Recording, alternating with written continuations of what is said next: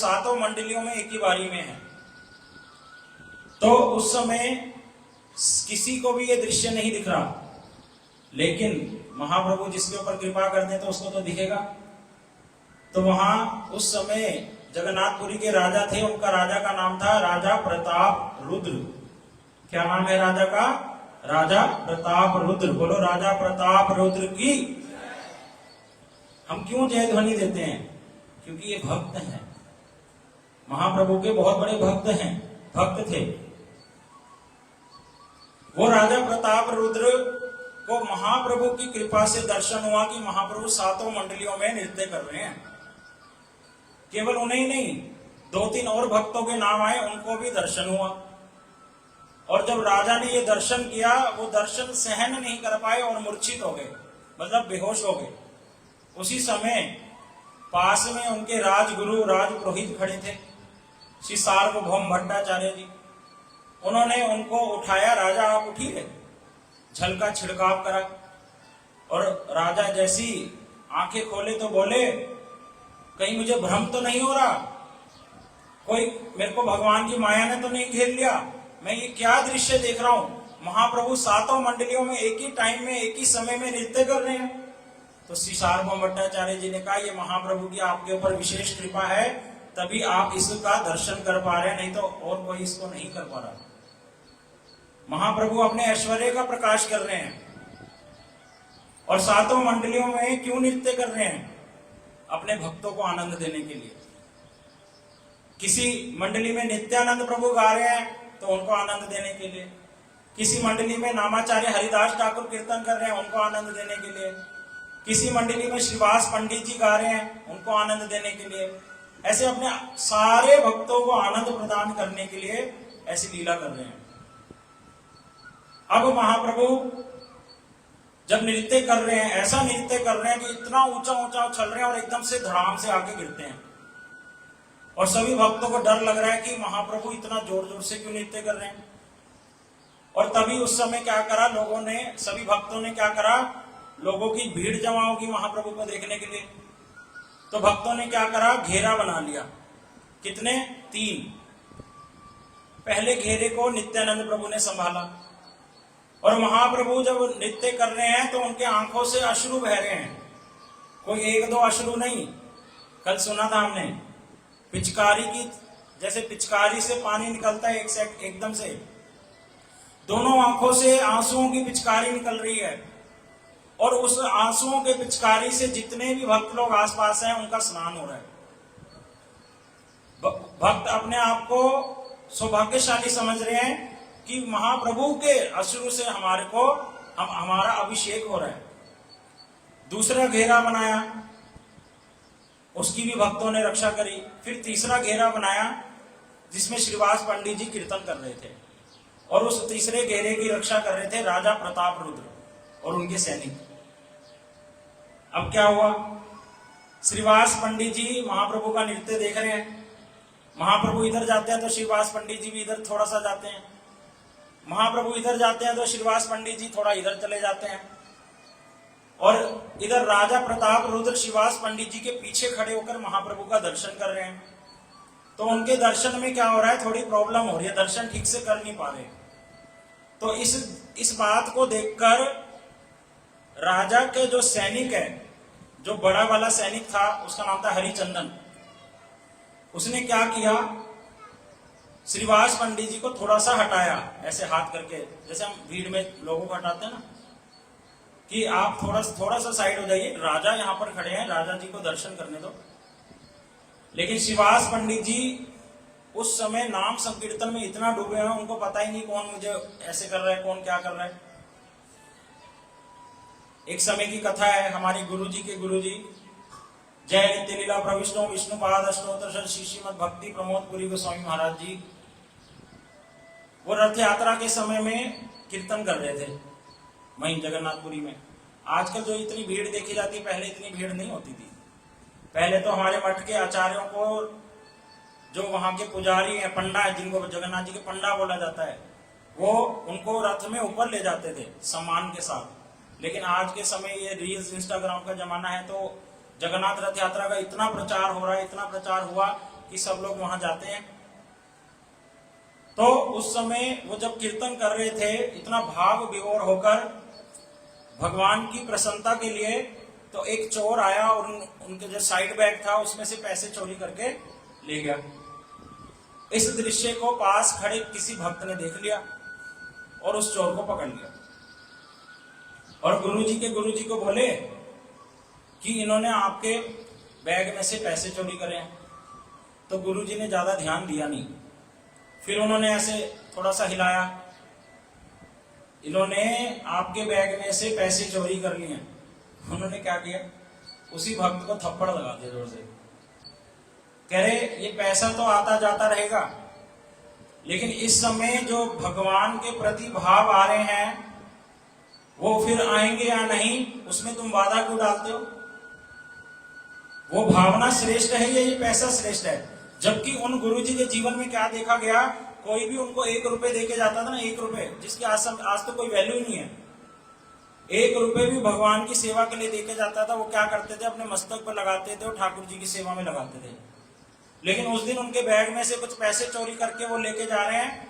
वो क्या शिक्षा दे रहे हैं कि ये पैसा तो आता जाता रहेगा, लेकिन इस समय जो मेरा महाप्रभु के प्रति जो भावना आ रही है हृदय में, वो दोबारा आएगी या नहीं, उसमें तुम बाधा क्यों बनते हो? उसी प्रकार से महाप्रभु की लीला में श्रीवास पंडित जी भाव विभोर होकर नित्य दर्शन कर रहे हैं और वो सैनिक उनको परेशान करता है बार बार। जब वो ज्यादा उनको हिलाने लगा, उन्होंने उसको एक चाटा मार दिया। अब वो था हट्टा कट्टा, गुस्सा आ गया। जैसी वो अब वो उनको पकड़ना चाहेगा, राजा ने उनको रोक दिया। राजा ने क्यों रोका? राजा भक्त है। कहा तुम तो बड़े सौभाग्यशाली हो, तुम्हें भगवान के शुद्ध भक्त का शासन मिला है। शासन ये भक्त जो शुद्ध भक्त हैं, ये हर किसी पे नहीं करते। जिनको भक्ति में आगे बढ़ाना चाहते हैं गुरुजी, उसी शिष्य को शासन करेंगे। शासन अर्थात उसकी गलतियों को सुधारेंगे, उसको गुस्सा करेंगे, क्रोधित करेंगे, उसको गलतियों को ठीक करेंगे। और जब शिष्य उस शासन को सहन कर लेता है तो भगवान की सेवा में आगे बढ़ जाता है। जो सहन नहीं करता, कहते ये कैसे गुरुजी हैं, हर समय ही बस इन्हीं की बात मानते रहो, तो वो शिष्य कभी आगे नहीं बढ़ सकता। तो श्रीवास पंडित जी ने जब उसको चाटा मारा तो राजा प्रताप रुद्र ने कहा कि आप बहुत सौभाग्यशाली हैं। इस प्रकार से अलग अलग लीला चल रही है रथ यात्रा के समय। अब रथ यात्रा जब चलती है तो बीच बीच में रुकती है कुछ कुछ जगह। तो जब जहां पर पहले रुकती है तो दाएं हाथ पे तो नारियल के पेड़ हैं बहुत सारे, और बाएं हाथ में जगन्नाथ जी के यहाँ पर क्या है, बहुत सुंदर क्या है, बगीचा। वो बगीचा महाप्रभु को किस वन की याद दिलाता है? वृंदावन। अभी भी है वो। तो महाप्रभु अब नृत्य कर रहे थे, थोड़ा थक गए, अब विश्राम करेंगे। तो महाप्रभु उस वन में जाकर, उस उद्यान में जाकर, उस बगीचे में जाकर एक पेड़ के नीचे लेट गए। जहां पे ये रथ रुकता है, यहां पर भगवान जगन्नाथ जी को भोग लगाया जाता है। और कैसे लगाया जाता है? उनके पास जाने का समय नहीं होता, इतनी भीड़ होती है। जो जहां खड़ा होता है ना, अपनी वस्तु को वहीं से अर्पित करता है। और जगन्नाथ जी सबकी वस्तुओं को, ये बड़ी आंखें किस लिए हैं? इसलिए तो है कि मैं सबकी वस्तुओं को क्या करूंगा, ग्रहण करूंगा। वो हमारे भावों को ग्रहण कर रहे हैं। जगन्नाथ जी हमसे प्रसन्न हो जाएं, मैं कथा बोल रहा हूं उससे प्रसन्न हो जाएं, आप कथा सुन रहे हैं उससे प्रसन्न हो जाएं, यही तो हमारा उद्देश्य है। ये उद्देश्य बन जाए अच्छे वाला, जगन्नाथ जी हमारे से प्रसन्न हो जाएं, हम महाप्रभु की सेवा कर सकें, गुरु जी की सेवा कर सकें, ऐसा दिन आ जाए अच्छा। तो महाप्रभु जब विश्राम करने गए तो ये राजा प्रताप रुद्र जो थे, महाप्रभु ना इनसे कभी मिलते नहीं थे। अरे ये क्या, अभी तो आप कह रहे थे ये इनके भक्त थे। तो पूर्व इतिहास सुनो। जगन्नाथपुरी में एक राजा हुए, उनका नाम था पुरुषोत्तम जाना। पुरुषोत्तम समझ लो बस। वो पुरुषोत्तम राजा जगन्नाथ जी के बहुत बड़े भक्त और बहुत सेवा करते, बड़े प्रेम से सेवा करते। एक समय उनका भी विवाह नहीं हुआ था। तो दक्षिण भारत में एक जगह है विद्यानगर, वहां के राजा की जो पुत्री राजकुमारी, उनसे उनके विवाह की बात चल रही थी। तो वहां के राजा ने कहा था कि हम एक दिन इस उड़ीसा देश के राजा को देखने आएंगे, लेकिन दिन बताया नहीं कब आएंगे। वो आगे उस दिन जिस दिन रथ यात्रा शुरू होनी थी। अब जब रथ यात्रा शुरू होती है ना, वहां एक नियम है। क्या नियम है?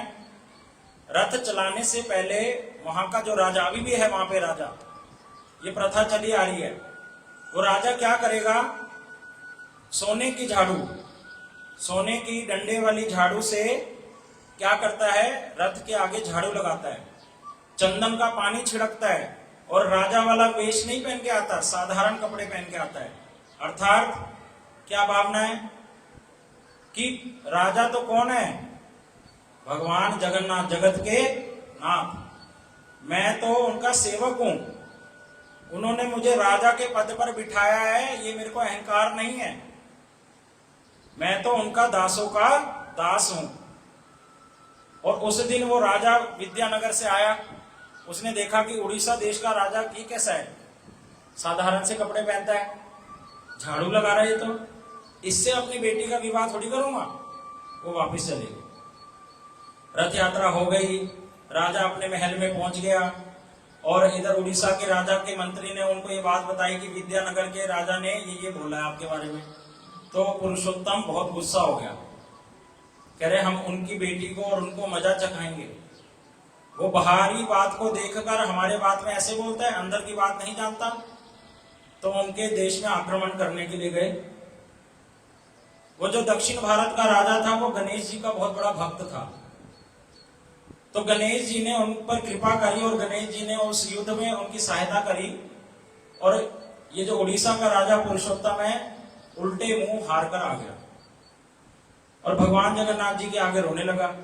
देखो, जगन्नाथ जी अपने भक्तों के साथ बात करते हैं, तो पुरुषोत्तम के साथ बात कर रहे हैं क्या, कि राजा क्या बोल रहे हैं कि देखो आप मेरे प्रभु हो, और उधर विद्यानगर का जो राजा, उसके प्रभु हैं गणेश जी। वहां तो उसके प्रभु गणेश जी ने उसकी मदद करी, लेकिन मेरे को लगा आप मेरी मदद करेंगे, आप तो आए ही नहीं। तो जगन्नाथ जी क्या कह रहे हैं, कह रहे तुमने मुझे बताया तुम युद्ध करने जा रहे हो, बताओगे नहीं तो कैसे पता चलेगा। अब अगली बार जब युद्ध करने जाओगे हमें बता के जाना। तो इस प्रकार से लीला करते जगन्नाथ जी। अगले दिन डिसाइड कर लिया कब जाना है, जगन्नाथ जी को बता दिया कि हम ऐसे ऐसे जाएंगे इस समय। अब राजा के निकलने से पहले ही जगन्नाथ और बलदेव जी बड़े बड़े घोड़ों पर, जगन्नाथ जी का घोड़ा श्याम रंग का, बलराम जी का सफेद रंग का। अभी भी रथ यात्रा के समय ध्यान से अगर आप दर्शन करें तो घोड़ों को लगाया जाता है रथ के आगे, नकली होते हैं। नकली मतलब, कहने का मतलब नकली वैसे नहीं, असली घोड़ा वहां पे नहीं होता, लेकिन उसी भावना को लेकर उन घोड़ों को आगे रथ के लगाया जाता है, लकड़ी के बने होते हैं। तो उस रथ पर बैठकर, बड़े सुंदर शरीर है, बड़ी सुंदर सुगंधी आ रही है, और कहां जा रहे हैं, दक्षिण भारत की ओर। अब रास्ते में क्या है, दोनों को प्यास लग गई, और देखा एक बहुत वृद्ध बुढ़िया अपने सिर पर मटकी लेके जा रही है, और उसमें छाछ है। अब ब्रज की याद आ गई कन्हैया को और बलराम को कि हम तो छाछ पीते थे। क्या करते थे कन्हैया, गोपियां क्या कहती थी, छचिया पर छाछ पे नाचे गिरिधारी। जब कन्हैया छोटे से थे तो गोपियों को कहते थे छाछ पिलाई दे, छाछ पिलाई दे। तो गोपियां क्या कहती है, ऐसी पिलाई दे, ऐसे थोड़ी, थोड़ा सा ठुमका लगा के दिखा, मेरे को मैया बोल के दिखा। तो कन्हैया उनके लिए थोड़ी सी छाछ के लिए, छोटे से हाथ में कितनी आएगी, छचिया भर छाछ, थोड़ी सी छाछ के लिए वो प्रभु ठुमक ठुमक के नाच के दिखाते। तो छाछ पीने की इच्छा करगी, प्यास, गला सूख रहा है, मैया से का गला सूख रहा, पिला दो। अच्छा मैं पिला तो दूंगी, इसका पैसा देना होगा। अरे हम तो राजा के सैनिक हैं, लड़ाई के लिए जा रहे हैं, पैसा नहीं है हमारे पास। हमारे राजा जब आएंगे पीछे से, उनसे मांग लेना। कह रहे उनको कैसे पता चलेगा कि उन्हीं के सैनिकों ने मेरे से छाछ पी है। तो दोनों ने अपने हाथ की सोने की अंगूठी निकाल के उसके हाथ में दे दी कि ये तुम उनको दे देना, और दिखाना कि ये हमारा प्रमाण है कि तुम्हारे सैनिकों ने ये छाछ पी है। ठीक है, छाछ पी के गट करके चले गए और झट से वहां पहुंच गए। इधर राजा अपने सैनिकों के साथ आता है और ये मैया उसको रोक लेती है। राजा कहते क्या हुआ, तो वो सारी बात बतलाती है और फिर वो प्रमाण के लिए अंगूठी देती है। और ये वही अंगूठी होती है जो राजा बहुत पहले जगन्नाथ जी और बलदेव जी को चढ़ाया था। एक पे जगन्नाथ जी बने हुए थे और एक पे बलदेव जी। राजा तो खुश हो गया कि मेरे प्रभु मेरी सहायता के लिए आज आ गए हैं। और उसको वो बुढ़िया के तो उस दिन इतना अच्छा थोड़ी सी छाछ दी, ठाकुर जी का दर्शन भी हो गया। राजा ने कहा जितनी भी ये जगह तुम देख रही हो ये अब तुम्हारी है। उसकी पीढ़ियां अभी भी वहां रहती हैं। तो राजा जब गया, भगवान की सहायता से उन्होंने उस राज्य पर उस राजा को हरा दिया, विद्यानगर वाले को। और क्या करा, उसकी पुत्री को बांध लिया। वहां के जो गणेश जी थे उनको भी हरा दिया, उनको भी बांध लिया। वो गणेश जी अभी भी यहाँ पर हैं, जगन्नाथपुरी में ले आए थे उठाकर। भंड गणेश बोलते हैं उनको। भंड गणेश अर्थात ठग गणेश। कि गणेश जी क्या हैं तो भगवान के क्या है, भगवान के सेवक, लेकिन उस दिन क्या करते हैं, ठगी करते हैं कि भगवान से युद्ध करोगे। तो भगवान ने भी सबक सिखाया, चलो हमारे साथ। उनको बांध, अभी भी वहां पर हैं, क्या नाम है, जगन्नाथपुरी में दर्शन होता है। और एक वृंदावन की लीला है साक्षी गोपाल जी की, जो हम सुनते हैं। वो जब भगवान गोपाल जी साक्षी देने आए थे एक ब्राह्मण की, विद्यानगर में ही आके जब फिर वो रहने लग गए थे ठाकुर जी, वो साक्षी गोपाल जी का विग्रह पहले विद्यानगर में था। फिर वो जब वो युद्ध जीत गए तो साक्षी गोपाल जी, गणेश जी, ऐसे कुछ विग्रहों को लेकर कहाँ आ गए, जगन्नाथपुरी में। तो जगन्नाथपुरी के निकट ही भुवनेश्वर में जब हम आते हैं, भुवनेश्वर से जगन्नाथपुरी जाते हैं, वो साक्षी गोपाल भगवान का दर्शन मिलता है। बड़े सुंदर दर्शन है, कभी जाइए। मेरी इच्छा हो रही है कि हम सब मिलकर जगन्नाथपुरी चलें एक बारी और जगन्नाथ जी के सुंदर सुंदर लीलाओं का दर्शन करें। तो इस प्रकार राजा राजकुमारी को लेकर आ गया और वहां के राजा को छोड़ दिया, चलो हम तुम्हें छोड़ देते हैं, लेकिन तुम्हारी पुत्री को हम सबक सिखाएंगे, तुमने हमारी निंदा करी थी। अब उस राजकुमारी को ले आते हैं और उसको क्या कहते हैं, राजा पुरुषोत्तम, कि अब इसका विवाह किससे कराएंगे, झाड़ूदार से ही कराएंगे, झाड़ू मारने वाले से। लेकिन मंत्री बहुत चालाक था, उसने कहा ये काम आप मेरे ऊपर सौंप दो, आप चिंता मत करो। इधर 1 वर्ष बीत गया, राजा पुरुषोत्तम सारी बात भूल गए। अब वो फिर से साधारण वस्त्र डालकर रथ यात्रा के आगे क्या कर रहे हैं, झाड़ू लगा रहे हैं। इधर मंत्री ने सही समय जानकर वो राजकुमारी को ले आए, उसके हाथ में वरमाला दी और कहा किसको बना दो, इनको। क्योंकि राजा ने क्या कहा था, इसकी शादी किससे कराएंगे, झाड़ूदार से। अभी राजा ही क्या बने हुए हैं, झाड़ूदार। तो राजा के वचनों का भी मैंने पालन कर दिया और राजकुमारी की भी इच्छा पूरी होगी। उधर पुरुषोत्तम कह रहा है ये तुमने क्या किया, मैंने तो कहा था दीनहीन किसी झाड़ूदार से शादी करा देंगे। तो मंत्री ने कहा आपसे बड़ा दीनहीन क्यों न हो सकता है तो राजा, लेकिन झाड़ूदार बन के सेवा कर रहे हो भगवान जगन्नाथ की। इस प्रकार ये कथा क्यों सुनी, इन्हीं के पुत्र हुए राजा प्रताप रुद्र। आगे इन्हीं के पुत्र राजा प्रताप रुद्र हुए। और जब प्रताप रुद्र जगन्नाथपुरी में रहते, महाप्रभु भी वहां रहते, महाप्रभु राजा से कभी मिलते नहीं। क्यों, भक्त हैं नहीं, लेकिन महाप्रभु मर्यादा का उल्लंघन नहीं करते। सन्यासी कभी भी, महाप्रभु क्या शिक्षा दे रहे हैं, महाप्रभु वहां अपने सन्यासी वेश को बचाने के लिए कि सन्यासी कभी भी स्त्री से नहीं मिलता, कभी भी जो विषय में फंसे हुए हैं, राजा का मतलब जिसके पास धन संपत्ति है बहुत, जो इस संसार की वस्तुओं में फंसा हुआ है उसको बोलते हैं। लेकिन ये तो महाप्रभु हमें शिक्षा देने के लिए बतला रहे हैं, ऐसी लीला करके दिखला रहे हैं कि हमें ऐसे लोगों से दूर रहना है, नहीं तो हमारी भक्ति में अफेक्ट आता है। हमारी भक्ति में अफेक्ट होगा जब हम जैसे व्यक्तियों के साथ रहेंगे वैसे मेरा मन बनता है। तो इसलिए कहा जाता है भक्तों का संग करो, ताकि भक्ति में ही जीवन रहे। तो महाप्रभु राजा से तो मिलते नहीं कभी प्रताप रुद्र से, लेकिन उसके पुत्र को डेली मिलते थे और उसको गले से लगाते थे।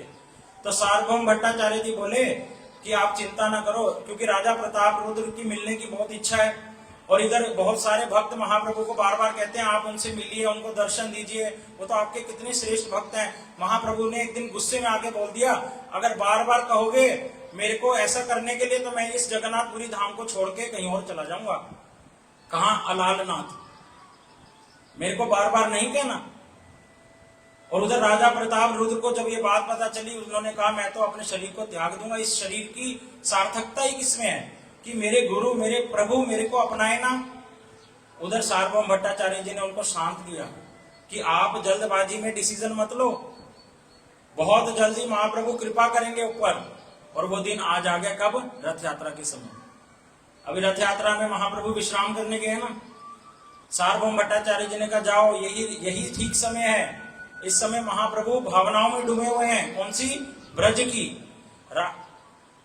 महाप्रभु हैं तो कृष्ण, लेकिन जगन्नाथ जी के रथ के आगे जब नाचते हैं, नृत्य करते हैं, उस समय राधा जी के राधा जी के जो भाव हृदय में हैं, उस भाव की दृष्टि से जगन्नाथ जी को देखते हैं कि ये कौन है? मेरे श्याम सुंदर।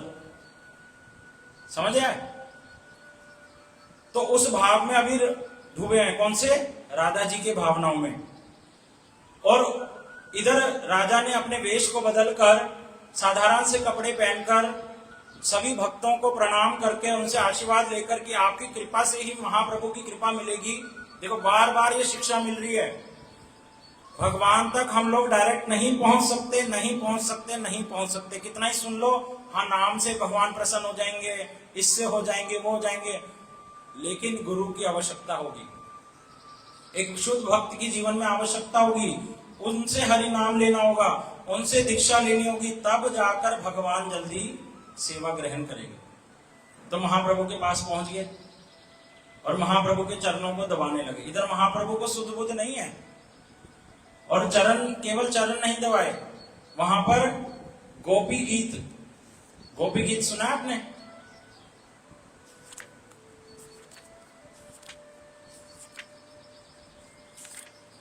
जब रास लीला में भगवान कृष्ण अंतर ध्यान हो गए, सारी गोपियों को छोड़कर चले गए थे, तो गोपियों को विरह सहन नहीं हुआ और सारी गोपियां मिलके क्या कर रही हैं? कृष्ण की लीला का अनुकरण। अर्थात कृष्ण ने कब गोवर्धन धारण किया था, तो एक गोपी गोवर्धन बन जाती, दूसरी कृष्ण बन जाती, ऐसे एक दूसरे को उठाती। और इतना विरह बढ़ गया तो एक गीत गा दिया कृष्ण के विषय में। उसी को क्या कहते हैं? गोपी गीत। तो उस गोपी गीत के पदों को गाने लगे। किसके लिए? महाप्रभु के लिए। प्रताप रुद्र जी गा रहे, जयातितेधिकम् जन्मना व्रज श्रायत इंदिरा शाश्वतत्र हि दायित दृश्यता दीक्षुतावकाश त्वयि धृतासव त्वां विचिन्वते। तो गोपियां ये गा रही हैं। इसी गोपी गीत को प्रताप रुद्र जी ने गाया। महाप्रभु ने जब सुना, महाप्रभु क्या बोले? कह रहे कौन है, कौन है, कौन मेरे इन कानों में अमूल्य रत्नों को उड़ेल रहा है? क्या कह रहे हैं? कौन मेरे को ये अमूल्य रत्न दे रहा है? अमूल्य मतलब जिसका मूल्य नहीं है कोई, उसके समान कोई मूल्य रत्न नहीं है। अर्थात ये गोपी के गीत को कौन मुझे सुना रहा है? और ऐसे सुनाते सुनाते फिर आगे और बोले राजा प्रताप रुद्र, तब कथामृता तप्त जीवना कविभिरीडिता कल्मषापहम् श्रवण मंगला श्रीमदातता भुवि गृह्णन्ति ते भूरिदा जना। तो इस प्रकार गोपी गीत गाने लगे। और राजा प्रताप रुद्र की गीत को सुनकर महाप्रभु आनंद में और डूब गए, आंखों से अश्रु बह रहे हैं। इधर राजा प्रताप रुद्र के भी अश्रु रुकते नहीं, क्योंकि महाप्रभु इस समय किस भावना में डूबे हैं? राधा जी और गोपियों की भावना में डूबे हुए हैं। ये वही वाली भावनाएं जो हम एक दो दिन से सुन रहे थे, हैं? उन भावनाओं में डूबकर उन्हीं भावनाओं के कारण श्याम सुंदर को खींच के लेके जा रहे हैं। इसका रहस्य कल सुनेंगे हम, कि क्यों ये रथ यात्रा होती है, क्यों खींच के लेके जा रहे हैं एक मंदिर से दूसरे मंदिर, और क्या क्या हो रहा है। तो अभी समय हो गया है, ये जो सारी भावनाएं हैं अभी बोलनी थी, लेकिन समय को देखते हुए थोड़ा सा सुन लेते हैं, 2-4 मिनट। तो क्या कह रहे हैं? कह रहे महाप्रभु कह रहे हैं, कौन ये अमूल्य रत्न मुझे दे रहा है, मुझे और सुनाओ, और सुनाओ। राजा प्रताप रुद्र तो इतने प्रसन्न हो गए कि आज मुझे साक्षात महाप्रभु की सेवा करने का अवसर मिल गया। और जब महाप्रभु ने ये सारा गीत सुन लिया, उसके बाद महाप्रभु ने कहा कि आज तो मेरा बहुत ज्यादा सौभाग्य है। देखो, ये भक्तों के प्राण होते हैं। गुरु जी को जाकर अपने दुखड़े रोना, अपने इधर उधर की बात करना, ये गुरु जी से बात करने का तरीका नहीं है। गुरु जी को जाकर भक्ति से संबंधित बातें करी जाती हैं। गुरु जी के सामने हमेशा प्रसन्नता वाली बातें करी जाती हैं, दुख वाली बात नहीं करनी चाहिए गुरु जी के सामने। गुरु जी को हमेशा ऐसी बात बताओ जो उनके भक्ति को और हमारी भक्ति को श्रेष्ठ कर दे। गुरु जी से भक्ति की संबंधी जब कब आप बात करोगे, गुरु जी बड़े प्रसन्न होंगे। लेकिन वहीं संसार की बातों को लेके जाओगे, गुरु जी कहेंगे हाय हाय, अभी भी इन्हीं चीजों में फंसा हुआ है। बोलेंगे तो सही, लेकिन हृदय की बात नहीं बोलेंगे। उसी बात को लेकर महाप्रभु कह रहे आज तो तुमने मेरे हृदय की बातों को बोल दिया। और उसी समय कह रहे, मेरे पास तो धन नहीं है, मैं तो सन्यासी हूँ, एक रहा चला भिक्षुक हूँ, मैं तुम्हें क्या दूं, मैं तो केवल तुम्हें अपना आलिंगन ही दे सकता हूँ। और राजा प्रताप रुद्र को आलिंगन कर लिया, गले पाश में बांध लिया। राजा की प्रसन्नता का कोई सीमा नहीं है, रो रो कर क्रंदन कर राजा प्रताप रुद्र, इधर महाप्रभु रो रहे हैं और एक दूसरे को रो रो कर दूसरे का अभिषेक कर डाला। ये महाप्रभु की लीलाएं हैं, ये रथ यात्रा का उद्देश्य है, ये जगन्नाथ जी की महिमा है, ये जगन्नाथ जी की श्रेष्ठ महिमा है, इससे निम्न महिमा नहीं है। ये महाप्रभु ने पूरे विश्व भर में कि जगन्नाथ जी को किस दृश्य से देखना है, कौन है ये, किस भावना से हमें इनकी आराधना करनी है, ये सारा महाप्रभु ने पूरे जगत में, इससे पहले नहीं था। महाप्रभु की कृपा से आज लाखों करोड़ों लोग कीर्तन में सम्मिलित होते हैं। बोलो श्री चैतन्य महाप्रभु की, राजा प्रताप रुद्र की, श्री जगन्नाथ बलदेव सुभद्रा सुदर्शन चक्र जो की, श्रील गुरुदेव की, श्रील गुरुदेव की, श्रील गुरुदेव की, श्रीमद् भागवत महापुराण की, गौर प्रेमानंदे। 1-2 सूचनाएं हैं, बंद कर।